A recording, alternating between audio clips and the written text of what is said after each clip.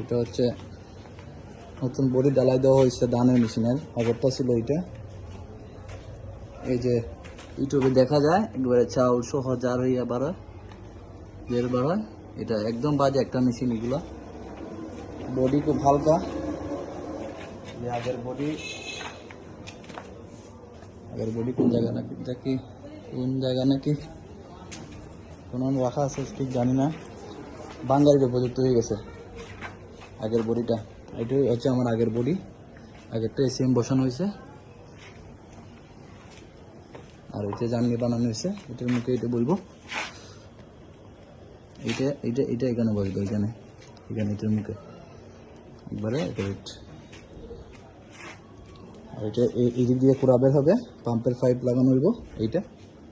আর এটাই লেগে সাইক্লোন, এটার মধ্যে এই পাইপের মুখে পাইপ ঢুকবে, তারপর স্ট্যান্ড দেওয়া হইব, পুরো আগে এইদিকে করবো।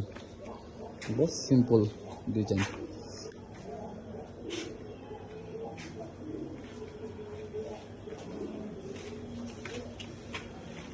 টিন দেওয়া হয়েছে এখানে।